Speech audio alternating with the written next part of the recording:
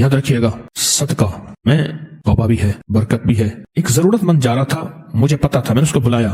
استغفار توبہ بھی ہے، برکت بھی ہے، معافی بھی ہے، معافی بھی ہے، اللہ کے آئے عذاب کو ٹال دیتا ہے یہ چیز۔ کسی کو کھانا کھلانا، کسی کی مالی امداد کرنا بہت بڑے غصے کو ٹھنڈا کر دیتے، یہ بہت بڑے اللہ کے غصے کو ٹھنڈا کر دیتا ہے۔ کسی کو اترا ہوا کپڑا دے دینا، کسی کو جوتا، ضرورت کی زندگی دے دینا۔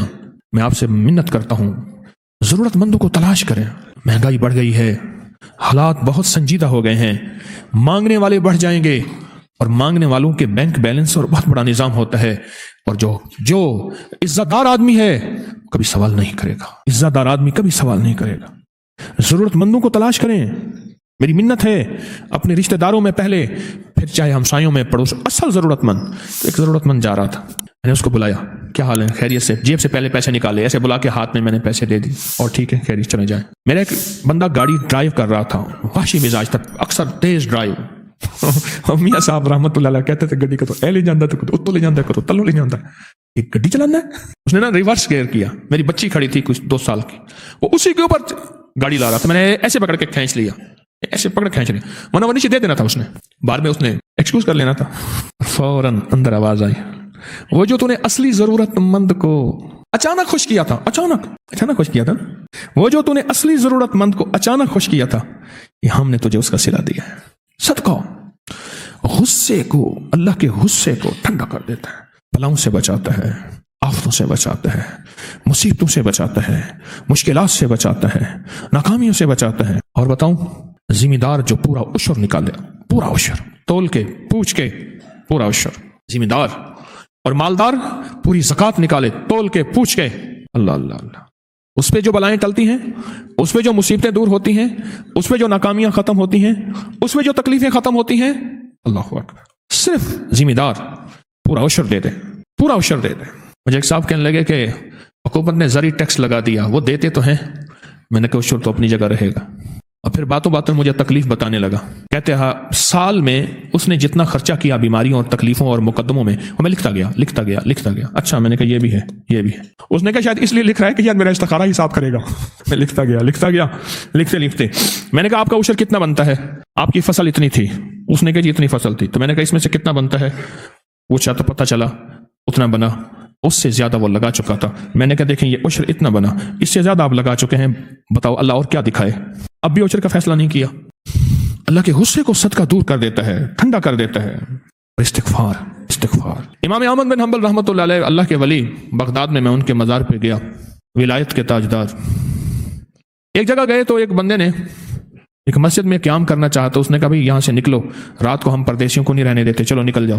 ایک غریب آدمی تھا، اس نے کہا درویش ہیں، شکل سے نور ہے، انہوں نے کہا جی آپ میرے گھر آ جائیں۔ تو وہ چلتے پھرتے استغفار کرتا تھا، شخص جو امام صاحب کو اپنے گھر لے گیا۔ امام صاحب نے پوچھا استغفار کا کیا فائدہ پایا؟ اس نے کہا جی زندگی میں جو چاہت تھی مانگی۔ بھائی ایک چاہت یہ ہے، سنا ہے کہ بغداد میں کوئی ہستی ہے امام احمد بن حنبل، ان کی زیارت ہو جائے۔ ایک چاہت رہ گئی ہے باقی، انہوں نے کہا یہ بھی پوری ہو گئی ہے، احمد بن حنبل میرا نام ہے، ایک چاہت باقی رہ گئی، ندامت، استغفار۔ اللہ کے ہاں اس کی بڑی قیمت ہے۔ عجیب بات بتاؤں، پر میں اللہ کے خوف سے جو آنسو گرا، نیچے نہیں گرا، چھوٹی سی پلک میں اٹک گیا،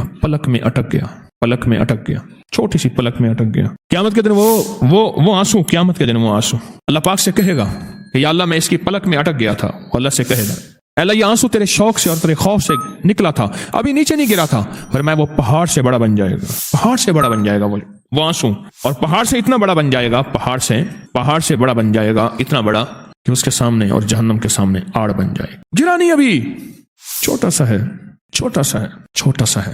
اور میں کہ جو شخص رجب کے پہلے عشرے میں روزانہ 100 بار سبحان اللہ الحی القیوم، اور دوسرے عشرے میں روزانہ پڑھے گا 100 بار سبحان اللہ الاحد الصمد، سبحان اللہ الاحد الصمد، صرف 100 بار دوسرے عشرے میں روزانہ ایک تسبیح، اور تیسرے عشرے میں پڑھے گا 100 بار سبحان اللہ الرعوف، سبحان اللہ الرعوف، تو میں اس کو اس قدر ثواب ملے گا۔ بیان کرنے والے اگر بیان بھی کریں گے تو اس کے ثواب کو ہرگز نہیں پہنچ سکیں گے۔ اور آقا نے فرمایا جنت میں ایک محل ہے، اس میں سوائے رجب میں روزہ رکھنے والے کے کوئی داخل نہیں ہوگا۔ اور آپ نے فرمایا جنت میں ایک نہر ہے، اس نہر کا نام رجب ہے، اس کا پانی دودھ سے زیادہ سفید ہے، اور برف سے زیادہ ٹھنڈا ہے اور شہد سے زیادہ میٹھا ہے، اور جو رجب میں چاہے ایک روزہ بھی رکھ لے اللہ اس نہر کا پانی اسے پلائے گا۔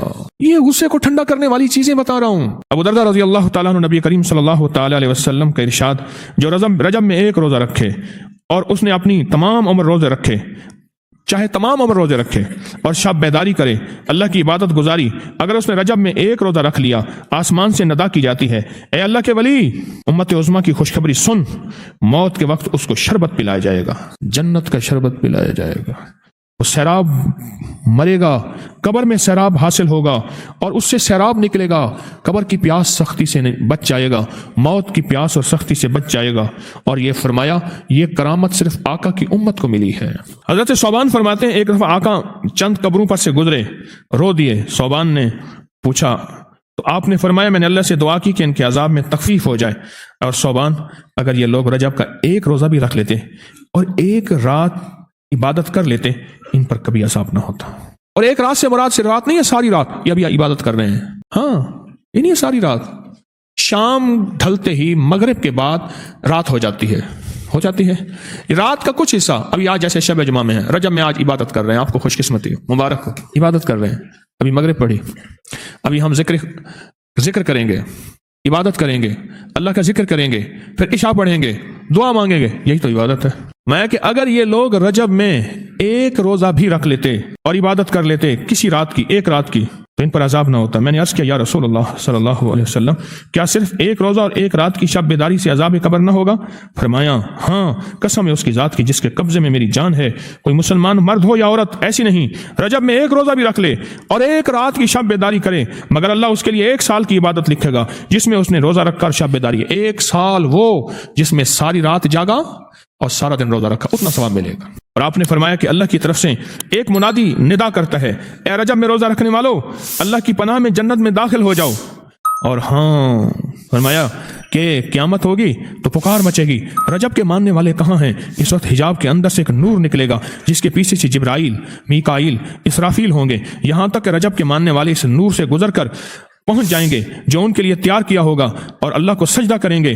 اللہ پاک فرمائیں گے تم اپنا سر سجدے سے اٹھاؤ، یہ سب دنیا میں ادا ہو چکے ہیں، اب منازل عزت کی طرف چلو، اب منازل عزت کی طرف چلو، اب منازل عزت کی طرف چلو۔ اللہ اکبر۔ اور فرمایا مغفرت ہوتی ہے اور اللہ انبیاء کی توبہ قبول کرتا ہے۔ اس رجب کے ایک روزے اور ایک تھوڑی سی عبادت سے اللہ اولیاء کو دشمنوں سے چھڑاتا ہے، اور تین چیزیں اللہ کے ذمہ ہیں، معافی، باقی عمر کی عصمت، اور تیسری یہ کہ بڑی پیشی، یعنی روز قیامت پیاس نہیں لگے گی، روز قیامت پیاس نہیں لگے گی۔ یہ چھوٹی چھوٹی راتیں، یہ چھوٹے چھوٹے دن، یہ چھوٹے چھوٹے لمحے آتے ہیں، اور آتے اس لیے ہیں ہمیں کچھ دے جائیں، اگر اس کا غصہ ہے بھی ٹھنڈا ہو جائے، اگر اس کی ناراضگی ہے بھی ٹھنڈی ہو جائے۔ اللہ اکبر۔ فرمایا، آپ فرماتے ہیں جبریل نے مجھے خبر دی ہے جب رجب کی پہلی رات ہوتی ہے اللہ ایک فرشتے کو حکم فرماتے ہیں اور وہ پکار کر کہتا ہے سن لو توبہ کے مہینے کا چاند نکل آیا۔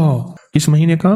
جبریل آواز دیتا ہے سن لو توبہ کے مہینے کا چاند نکل آیا، آ جاؤ اپنے لیے توبہ، امت کے لیے توبہ، اپنی نسلوں کے لیے توبہ، اپنی پچھلی نسلوں کے لیے توبہ، اپنے لیے، اپنے لمحوں، اپنی راتوں کے لیے توبہ، اپنے دن کے لیے ندامت اور توبہ۔ سن لو لوگو، جبریل کیا کہتے ہیں اور پکارتے ہیں کہ توبہ کے مہینے کا چاند نکل آیا، بس اس کے لیے بشارت ہے جو اس رجب کے مہینے میں استغفار کرتا ہے، اس کے لیے بشارت ہے جو رجب کے مہینے میں استغفار کرتا ہے۔ غصے کو ٹھنڈا کرنے والی یہ سعادتیں ہیں، اللہ کو ناراض کرنے سے دور کرنے والی یہ نعمتیں ہیں۔ عجیب بات بتاؤ، فرمایا جو شخص یہ چاہتا ہے، یہ غور سے سنیے گا۔ حضرت بابا فرید شکر گنج رحمۃ اللہ علیہ، ایک مرید کو انہوں نے بہت زیادہ ڈانٹا، مارا، تھپڑ مارے، اور اس کو فرمایا نکل جائے تو یہاں سے۔ اس کی غلطی بھی ایسی تھی، ناقابل معافی تھی، اور پھر غلطی ایک دفعہ نہیں تھی، غلطی پہ غلطی، غلطی پہ غلطی، غلطی پہ غلطی تھی، بہت زیادہ۔ ان کے خادم کہتے ہیں وہ رات میں نے ان کی جتنی کرب میں، جتنی تکلیف میں اور جتنی بلکتے سسکتے دیکھی، شاید میں نے وہ رات نہیں دیکھی، اور اللہ سے کہتے تھے کہ مولا تو نے مجھ کچھ بندوں کو میرے ذمہ لگایا ہے، ان کی اصلاح و تربیت، نرمی بھی اور سختی بھی، یہ سب اصلاح کا حصہ ہے، پر اللہ قیامت کے دن ایسا نہ ہو کہ اس اصلاح کے بعد میں اپنے آپ کو کچھ سمجھ بیٹھوں کہ وہ تو مجرم تھا، تو دنیا کا سب سے بڑا نیک تھا ہی، تو میں اپنے آپ کو سمجھ بیٹھوں۔ اور مثال دیتے تھے، بادشاہ کوئی خاص ملاقات کر رہا ہے کسی دوسرے ملک کے بادشاہ سے، اس نے کہا پردے گرا دو، کسی کو اندر آنے کی اجازت نہیں ہے. کوئی بھی آئے اس کو اندر نہیں آنے دینا, کوئی بھی اندر نہیں آنے دینا. بادشاہ جو ہے, شہزادہ آ گیا. اب شہزادہ خادم کے سامنے, شہزادہ ہے, خادم کی کیا حیثیت ہے؟ بس شہزادے نے خادم نے شہزادے کو بھی روک دیا کہ بادشاہ کا حکم ہے, آپ اندر نہیں جا سکتے. اور شہزادہ بھی اس لیے روکا کہ بادشاہ کا حکم ہے, ورنہ اس غلام کی کیا حیثیت ہے. فرمانے لگے جب میں اپنی کسی مرید کی اصلاح کرتا ہوں اس وقت میری حیثیت غلام کی ہوتی ہے اور وہ شہزادہ ہوتا ہے, لیکن اس وقت حکم یہی ہے کہ اس کی اصلاح ہو. آپ کی زندگی میں ندامت کو بہت زیادہ دخل ہے, اور ندامت سے دنیا میں ولایت کے تاجدار بنتے دیکھے. دنیا میں ولایت کے تاجدار ندامت کی وجہ سے بنتے دیکھے. ایسے ولایت کے تاجدار جو بظاہر کوئی بہت بڑی عبادتیں نہیں کی, انہوں نے اپنی زندگی کو ندامت میں سمایا. بس غلطی ہوئی جانے میں انجانے میں. ایک بات میں اکثر عرض کیا کرتا ہوں, آج کی محفل میں ضرور عرض کروں گا, اس پہ بھی ضرور توجہ کریں گے آپ. وہ یہ عرض کرتا رہتا ہوں, بعض اوقات کرتا کون ہے بھرتا کون ہے. استغفار اور توبہ کرتے ہوئے اپنی گزشتہ نسلیں گزشتہ بڑے جو اس دنیا سے چلے گئے, ان کا تذکرہ, ان کا احساس, ان کا تصور, ان کا خیال ضرور کریں کہ میرے خاندان میں کوئی ایسا شخص تھا جس نے حق کھایا, ظلم کیا, زیادتی کی, کسی کو مظلوم بنا دیا, وہ ظالم ہو گیا, مجھے خبر نہیں ہے, اور اس مظلوم کی بد دعا میری نسلوں کا تعاقب کر رہی ہے اور پیچھا کر رہی ہے, اور مختلف شکلوں میں میری نسلوں میں عذاب آ رہا ہے. کبھی مال زیادہ ہوتا ہے, یوں کہا کبھی ناراض ہو کے لقمے نہیں چھینتا, سجدے چھین لیتا ہے, سجدے چھین لیتا ہے, سجدے چھین لیتا ہے. اس دن ایک خاتون بیٹھی تھی کہ میں تسبیح خانے آئی, آج سے 10-12 سال پہلے میری شادی ہوئی, اور ایک ایسے گھر میں شادی ہوئی جن کی نسل در نسل میں یہ گناہ ہیں, وہ کبیرہ گناہ تھے, بہت بڑے گناہ تھے. کہا ان کے ہاں یہ گناہ نہیں ہے, یہ رواج ہے. اور پھر ان کا دادا ایسے تھا, ان کا پردادا ایسے تھا. کہہ رہے 2-4 نسلوں کے تذکرے تو میں نے بھی سنے, اب بھی ان کا باپ ایسا ہے, بیٹے ایسے ہیں اس گھر کے اندر. اور میری تربیت تھی تسبیح خانے کی نسبت کے ساتھ, اور میں آج تک 10-12 سال سے اس گھر میں آج تک سنبھل نہیں پائی. میں کیا کروں, طلاق لے لوں؟ میں نے کہا نہیں. پھر کیا کروں؟ میں نے کہا ان کی ہدایت کا تو ذریعہ بن جا, اس کے لیے تجھے بڑا صبر کرنا پڑے گا, بڑا حوصلہ لانا پڑے گا, اور بہت زیادہ صبر, حوصلہ, اور بہت زیادہ, تو ان کی ہدایت کا ذریعہ بن جا. ہمیں تو جانوروں سے ڈر لگتا ہے, ہمیں تو انسانوں سے ڈر لگتا ہے. سن 2000 تک, 2002, 3, 4 تک غالباً اسلام آباد میں ملاقاتیں کرتا تھا. ایک صاحب وہ ہر دفعہ آتے تھے, مریض آنے کا نہیں ہے, وہ ICU میں, اور گزشتہ 2.5-3 سال سے کومے میں ہے, بے ہوش ہے, آپ دیکھ لیں. میں گیا تو مریض کو دیکھا تو بالکل بے ہوش پڑا ہوا ہے. بہت بڑے اپنے شعبے کے بڑے تھے وہ شخص, ملک بھر کے بڑے لوگوں میں ان کا شمار ہوتا تھا. میں نے دیکھا نا, اسے کہنے لگے کوئی کہتا ہے جادو ہے, کوئی کہتا ہے مرض ہے. 2.5 سال سے خاتون پڑی ہے, اس کو ہوش نہیں آیا, نہ زندہ ہوتی ہے نہ مرتی ہے. اللہ کی طرف سے میرے دل میں کچھ اللہ نے چھوٹا موٹا جو اپنے علم میں سے علم کا ذرا عطا کیا ہے, اللہ کے پاس تو علم کے خزانے ہیں. میں نے کہا اس کے لیے استغفار کریں, اور ایک پوری کی پوری ٹیم بٹھائیں, کوئی مخلصین کی ہو جو استغفار کرے اس کے لیے, اور استغفار یہ کرے کہ اللہ تو اس کی روح اپنے پاس لے لے اور اس کو موت دے دے. بس استغفار کریں. اسے کہنے لگے موت؟ میں نے کہا سچ تو یہی ہے جو میری سمجھ میں آئی ہے, میں اپنی سمجھ کا دعویٰ نہیں کرتا. کچھ عرصے کے بعد وہاں کی ایک خاتون آئی, نرس, ریٹائر ہونے کے قریب تھی. تسبیح خانے سے اس کی نسبت کے پتہ چلا کہ حضرت آپ آئے تھے وہاں, مجھے پتہ چلا میری ڈیوٹی فلاں ٹائم کی تھی, آپ فلاں وقت میں آئے تھے, میں دن کو گیا تھا, اس کی نائٹ کی ڈیوٹی تھی, رات کی. مجھے تو وہ خاتون کسی پکڑ میں نظر آئی ہے. مجھے کہنے لگی حضرت ہم بول نہیں سکتے, بڑے لوگ ہیں. اس کی ایک ملازمہ, اور اس کی ملازمہ کا بچہ تھا, گھر میں کام کرتی تھی. اس کے بچے نے اٹھا کے کوئی چیز کھا لی جو اس کے دسترخوان پہ پڑی تھی. اس کو غصہ آیا, اندر گئی تو وہ چمٹا جس سے روٹیاں الٹ پلٹ کرتے ہیں گرم, وہ چمٹا اٹھا کے ملازمہ کے بچے کی زبان اسے کھینچی. اس کی زبان جل گئی, بیچارہ چیختا رہا. ماں اسے لے گئی, معافیاں مانگتی رہی ماں. بس کچھ ہی عرصے کے بعد اس کے سر میں درد ہوا, اور سر میں درد کے بعد بے ہوش ہو گئی, اور آج تک ہوش میں نہیں آئی. اللہ کے نبی علیہ السلام میرے کملی والے فرماتے ہیں 70 دفعہ صبح اور 70 دفعہ شام استغفار کرتا ہوں. نبی پاک معصوم وہ فرماتے ہیں میں 70 دفعہ صبح, میں 70 دفعہ شام استغفار کرتا ہوں. وہ استغفار بنیادی طور پہ میرے آپ کے لیے ہے، وہ استغفار بنیادی طور پہ میرے آپ کے لیے ہے، مجھے بتانا ہے، آپ کو بتانا ہے، امت کے لیے کرنا ہے۔ اور اگر استغفار ہماری زندگی سے چلا جائے، نکل جائے، تو زندگی میں واقعات آتے ہیں، مشاہدات آتے ہیں، مشکلات اور پریشانیاں آتی ہیں۔ توبہ استغفار، توبہ استغفار۔ اس استغفار کی انسان کو ضرورت ہے، میت کو ضرورت ہے، بچوں کو ضرورت ہے، اولاد کو ضرورت ہے، موجودہ نسلوں کو ضرورت ہے، آنے والی نسلوں کو ضرورت ہے۔ اب ایک واقعہ بتا رہا ہوں۔ ایک خاتون کی ان کے گھر ایک بلی آ کر دودھ میں منہ مار دیتی تھی، یا پھر کبھی دودھ پی جاتی تھی۔ وہ اس بلی سے بہت تنگ تھی۔ وہ خاتون تاک لگا کر بلی کے انتظار میں بیٹھ گئے۔ رات کو جو ہی بلی دودھ کے برتن کے پاس جانے لگی، خاتون نے بلی کو دم سے پکڑ کر گھما کر دیوار سے مارا۔ اس کی ایک دردناک چیخ نکلی اور وہ بلی وہیں مر گئی۔ اگلے دن وہ خاتون کسی کام سے گھر سے باہر گئی۔ سڑک پار کرتے ہوئے تانگے کا بم، جس لکڑی سے گھوڑا جویا جاتا ہے، بانسیں ہوتی نا، اس عورت کے سینے کے آر پار ہو گیا، پسلیوں کو توڑتا ہوا، اور وہ وہیں دم توڑ گئے۔ ایک گھرانے نے نیا گھر خریدا۔ اس گھر کے صحن میں گھنا جامن کا درخت تھا، پرندوں کے گھونسلے تھے، پرندے پھل بھی کھاتے تھے، ان کی بیٹھیں بھی ہوتی تھی۔ انہوں نے درخت جڑ سے کٹوا دیا، صحن میں پتوں کا گند بھی ہوتا تھا۔ کچھ ہی دنوں کے بعد وہ مالکن گھر سے بازار جا رہی تھی، عین سڑک پر ہارٹ فیل ہوا اور وہیں ختم ہو گئی۔ ایک شخص دیسی مرغیاں ذبح کر کے فروخت کرتا تھا، دیسی مرغیاں ذبح کر کے فروخت کرتا تھا۔ دکان سڑک کے کنارے تھی۔ دیسی مرغ اذان ضرور دیتے ہیں۔ ان میں سے ایک مرغ ذرا زیادہ بڑا اور صحت مند تھا، وہ بار بار بانگ دیتا تھا۔ اور ایک بات بتا دوں، اللہ کے حبیب فرماتے ہیں جب کتا اور گدھا آواز نکالتا ہے وہ عذاب کو دیکھتا ہے، اور جب مرغ آواز نکالتا ہے وہ رحمت کو اترتا دیکھتا ہے۔ اس لیے فرمایا جو دعا مسجد میں داخل ہونے کی ہے، اللہم انی اسألک من فضلک، وہی دعا مرغ پہ بانگ دے دن کے کسی وقت بھی، وہی دعا اس کے لیے بھی ہے۔ اللہم انی اسألک من، اے اللہ میں تجھ سے سوال کرتا ہوں تیرے فضل کا، عدل کا نہیں، بس عدل کا نہیں، تیرے فضل کا سوال کرتا ہوں، تیری عنایت اور عطا کا سوال کرتا ہوں، تیری شفقت اور بخشش کا سوال کرتا ہوں، تیرے رحم اور کرم کا سوال کرتا ہوں، عدل کا نہیں۔ اللہم انی اسألک من فضلک۔ اور ایک روایت یہاں تک ہے، مفہوم ہے، وہ لمحے جن لمحوں میں دعائیں قبول ہوتی ہیں، ان میں ایک لمحہ وہ بھی ہے جب مرغ بانگ دیتا ہے۔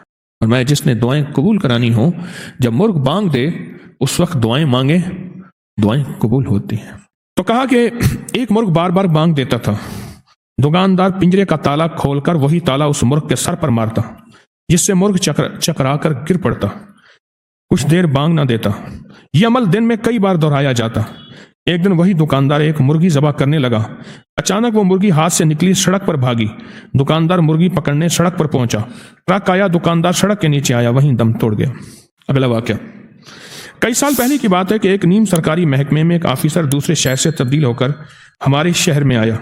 جس جگہ اس کا دفتر تھا وہاں بے شمار درخت، پرندے، گھونسلے موجود تھے، اور انہوں نے تنے میں قدرتی سوراخ بنا رکھا تھا، اس میں گلہریوں کے بچے دیے ہوئے تھے۔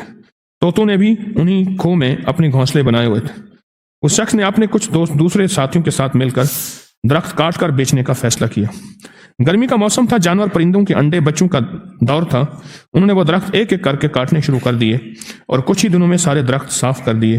جب بھی کوئی درخت گرایا جاتا اس میں موجود پرندے جن کا اس درخت میں گھونسلہ تھا گرے ہوئے درخت کے اوپر مسلسل چکر کاٹتے اور اپنی بولی میں شور مچاتے۔ آخر تمام درخت گرا دیے گئے، راتوں رات درخت غائب ہو گئے۔ یہ درخت بیچ کر جو پیسوں کا حصہ اس افسر کے حصے میں آیا وہ اپنی بیوی بچوں کو لے کر سیر میں گیا اپنی گاڑی میں دوسرے شہر۔ جب وہ موٹر وے پر پہنچے تو عین سڑک پر گاڑی میں اس شخص کی طبیعت خراب ہوئی۔ بیوی بچوں نے موٹر وے پولیس کو فون کیا، لیکن مدد پہنچنے سے پہلے اس کا ہارٹ فیل اور وہ دنیا چھوڑ کر چلا گیا۔ اس کے بچے بے یار و مددگار اپنے رشتہ داروں کی مدد کے لیے فون کرتے رہے۔ ایک خاتون کے گھر میں ایک بلی کا آنا جانا تھا۔ وہ خاتون اس کی اچھی خاصی خدمت کرتی تھی، یعنی اس کے کھانے پینے کا خیال رکھتی تھی۔ اس کے 2 چھوٹے چھوٹے بچے تھے۔ رمضان کی 27ویں رات تھی۔ وہ خاتون رات کو عبادت کے لیے جلدی جلدی کام سمیٹ کر وضو بنا کر عبادت کے لیے تیار ہوئی۔ وہ بلی آ گئی۔ اس کے آنے کا راستہ صحن میں سیڑھیوں کے ذریعے تھا۔ اس خاتون نے کہا پہلے میں بلی سے فارغ ہو جاؤں، نماز شروع کر لی تو یہ بھوکھی رہ جائے گی۔ انہوں نے سیڑھیوں میں رکھی پلیٹ میں بلی کے لیے گوشت کے ٹکڑے، پیالی میں دودھ ڈال دیا۔ وہ اچھی طرح پیٹ بھرے۔ خاتون کھانا ڈال کر مڑی ہی تھی ही एकदम खड़े खड़े गनूदगी सी हुई। आसमान से अपने ऊपर नूर बरसता नजर आया और चंद लम्हों की ये कैफियत उसके बाद खत्म हुई और वो खातून नूर में नहा गई। कहने लगे आप 19 में आए थे, 2019 में।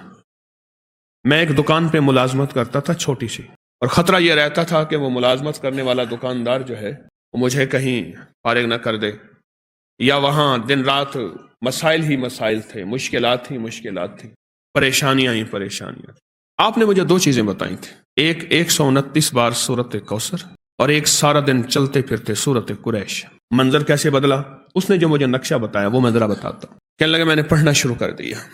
ये मैं बता रहा हूँ आपको, एक अल्फाज के जज्बे हैं नात के, एक दिल के जज्बे हैं कि कमली वाले का कोई उम्मती परेशान हाल है तो परेशान हाल न रहे। मेरे आका का कोई उम्मती है, वो किसी रंग नस्ल, किसी मिजाज, किसी मजहब फिरके का है, मेरे उम्मती कमली वाले का उम्मती खाली ना रहे। कहा कि मैंने 129 बार सूरत कौसर पढ़नी शुरू कर दी और जज्बे के साथ सूरत कुरैश पढ़नी शुरू कर दी। ये जो उन्होंने लफ्ज जज्बा कहा है ना, यही जज्बा फैसले करवाता है। अल्फाज से ज्यादा कैफियत फैसले करवाते हैं। मजलूम के पास कोई इसमें आजम नहीं होता, मजलूम के पास एक जज्बा होता है, वही जज्बा अर्श इलाही को हिला देता है। हमारे पास अल्फाज होते हैं, कैफियत नहीं होती, जज्बा नहीं होता, और जज्बे की कमी की वजह से हम महरूम रह जाते हैं। फिर कहते हैं इतना अरसा आए, इतना अरसा किया, क्यों नहीं मिला? जज्बा जज्बा जज्बा। तो कहने लगे मैंने जज्बे से पढ़ा, जज्बे से पढ़ा। मैं खजूर की दुकान पे काम करता था, छोटा सा मुलाजिम था। एक बड़ा गाहक आया, दूसरे मुल्क खजूर भेजनी थी, तो मेरे मालिक के पास आया। उसने खजूर के जो रेट दिए वो ज्यादा थे। उन्होंने कहा आप ज्यादा दे रहे हैं, कुछ कम कर दें। उन्होंने कहा यही है हमारे रेट। और वो मेरा मालिक मदीना की मंडी का बड़ा सौदागर है, और ऐसा सौदागर है वो जो रेट निकालता है वही चलता है। कहा कि उन्होंने मुझसे राब्ता किया, मेरे राब्ते थे चूंकि और ताजरों से, मैंने कम रेट पे वही चीज उनको दे दी, कंटेनर भर के भेज दिया और मुझे इतना बच गया। कहा कि वो सबसे पहला तोहफा था 129 बार सूरत कौसर और सूरत कुरैश का। 19 गया, 20 गया, 21 गया, अब 22 भी गया। आज मैं खुद ताजर हूं। रावलपिंडी के स्टेडियम है, स्टेडियम। मुझे एक साहब ले गए, बड़ी पुरानी बात है, गालिबन सन 2000 की बात है, 2000 की। सन 2000 में मैंने F104 इस्लामाबाद में क्लिनिक शुरू किया था, 2000। मुझे कहने लगे कि आप वहीं से तो जाते हैं, मेरी एक होटल है और कई लोगों की वहां होटलें नाकाम हो चुकी हैं, वो अड्डा मैंने लिया है, चलता हुआ कारोबार, तो आप दुआ कर दीजिए। मैं वहां गया तो मैंने कहा एक बंदा, इस जितने वेटर बैरे हैं, एक बंदा इनमें से मुझे दे दे, जो मैं कहूंगा वो करेगा, तो उसको फिर और काम नहीं लगाएगा। उसने कहा दे दिया। मालिक, वो बैरा और मैंने कहा देख तेरे जिम्मे है नीचे से चावल चुनना, खाना चुनना, ग़िज़ा चुनना टेबल से, और जो ग़िज़ा खाना बचा हुआ है, बचा हुआ सालन इलादा करना, हड्डियां इलादा करना, चावल इलादा करना, रोटी के टुकड़े इलादा करना, और इसको महफूज रखना। इसको बर्तन दे दें, कुछ डब्बे दे दें, कुछ चीजें दे दें, और फिर इनको हड्डियां संभाल के ऐसी साफ जगह डालना जहां बिल्लियां कुत्ते खा जाएं। तो उसको तो पता नहीं था कि जिन्नात की ग़िज़ा है ना। अब मैं उसको पहले हदीस बताऊं, तफसीर बताऊं, उसको पहले बेचारे को समझाऊं। मैं उनको आसान सा एक अंदाज अर्ज कर दिया मैंने कि हड्डियों को ऐसी जगह डाल जहां बिल्लियां कुत्ते खाएं, गंदी जगह ना हो, नापाक जगह ना हो, और रोटी के टुकड़े इकट्ठे रख, चावल इलादा रख, खाना इलादा रख, सालन इलादा रख, बचा हुआ सलाद इलादा रख, चटनी, जो चीजें हैं इनको साफ सुथरा कर और पैक करके गरीबों को पहुंचाना। और आपकी गाड़ी होगी, मालिक को कहा, और ये साथ बैठेगा, गरीबों को शाम को पहुंचाएंगे। ये अगर कबूल है तो मैं दुआ कर देता हूं। उसने कहा जी आप जो कहेंगे। मैं कहा देख लेना 4 दिन के बाद कहानी इधर तेरी खत्म होगी, तू डंडी मारेगा, डंडा लगेगा, और ये गया और वो गया। मुझे कुछ अरसे के बाद मिला, मैंने कहा कभी होटल ने बुलाया नहीं हमें खाना खिलाने के लिए। उस दिन मैंने कुछ नहीं खाया पिया, मैंने कहा मैं दुआ के लिए आया हूं। मैंने कहा कभी खाने पिलाने के बुलाया नहीं। कह रहे जी आप 1,00,000 दफा हो, 100 दफा हो, 70,000 दफा हो। मैंने कहा एक दफा बुलाया नहीं, 1,00,000 दफा कहता है। मैंने कहा होटल का क्या हाल है? तो मुझे कहने लगा जी बहुत अच्छा अंदाज है। और हाँ, मैंने उसे एक कहा था, मैंने कहा होटल का जज्बा पहले दिल से निकाल कि ये होटल है, जेब लोगों की जेब, तू खिलाने का जज्बा कर। मेरी होटल पे भूखे लोग, जिनको भूख लगी, भूखे से मुराद किसी और अंदाज के भूखे नहीं, जिनको भूख लगी, और परदेशी आएंगे और मैं इनको खाना खिलाऊंगा और अल्लाह के लिए खिलाऊंगा। اس کی جو مزدوری ہے میں لوں گا.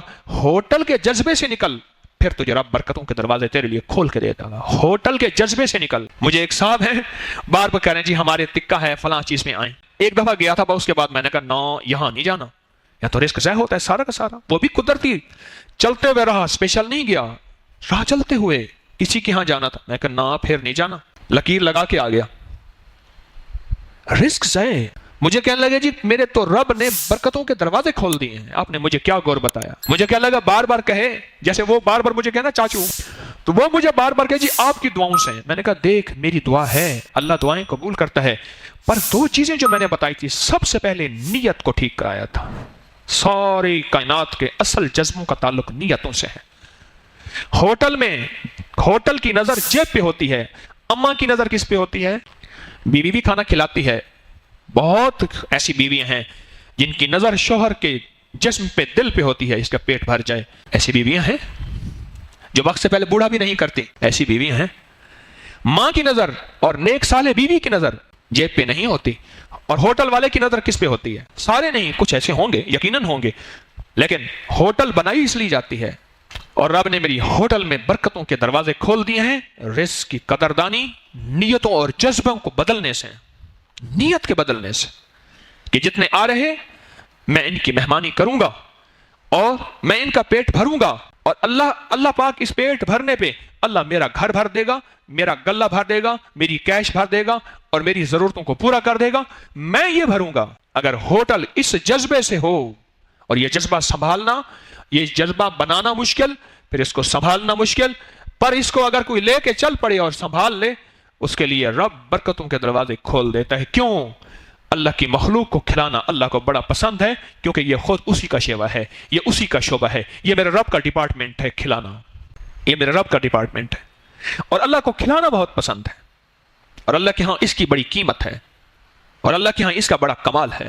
سورۃ قلم کی آیت نمبر 51 اور 52 آیت کا طریقہ بھی بتا دیتا ہوں, آپ کو اجازت بھی دے دیتا ہوں. یہ اس وقت کی بات ہے جب میں 30واں پارہ پڑھتا تھا استاد جی سے. 30واں پارہ 78 کی بات ہے, غالباً 78 کی بات ہے. اس وقت انہوں نے اجازت دی تھی. فرمانے لگے یہ جب محسوس کرو کہ ہمیں کسی کی نظر لگ گئی ہے یا تم کسی کی نظر توڑنے کے لیے, تو اس وقت ایسا کرو, اس آیت کو 3 بار 7 بار یا 9 بار. فرمانے لگے مجھے طارق پتر دیکھو میں انہی تاثیر اتنی دینا پیا, ایک دفعہ پڑھ سے تو 30 کر لگ سیا. من جلال میں تھے, بڑے نیک آدمی تھے, درویش تھے. استاد جی نظام الدین صاحب, استاد نظام الدین صاحب ان کا نام تھا, بہت نیک تھے. کہتے پتر ایک دفعہ پڑھے گا تو بس تیری تاثیر ہی تاثیر ہے. اور اللہ کا ولی اگر کبھی جلال اور کمال میں بیٹھا ہو اور منہ سے نکال دے رب کعبہ کی قسم اللہ کر دیتا ہے. یہ آیت ہے سورۃ قلم, آیت نمبر 51 اور 52, 51 52. اور یہ آیت اصل میں اتری تھی میرے آقا کملی والی کے اوپر نظر بد لگانے والے نے, ظالموں نے باقاعدہ پوری اپنے قریش میں جتنے بھی کفار تھے ان کفار میں مشہور نظر لگانے والے جمع کیے کہ آؤ اس محمد پہ صلی اللہ تعالی علیہ وسلم پہ نظر لگاؤ اور نعوذ باللہ ان کو برباد کر دو. وہ شمع کیا بجھے جسے روشن خدا کرے. میرے آقا کملی والے کے ساتھ تو براہ راست اللہ کی مدد تھی, فرشتوں کی چھاؤں تھی. اور اللہ نے یہ قرآن کی آیت اتاری کہ میرے حبیب انہوں نے آپ کے اوپر یہ وار کیا ہے, ہم نے آپ کی حفاظت کا خود ذمہ لے لیا.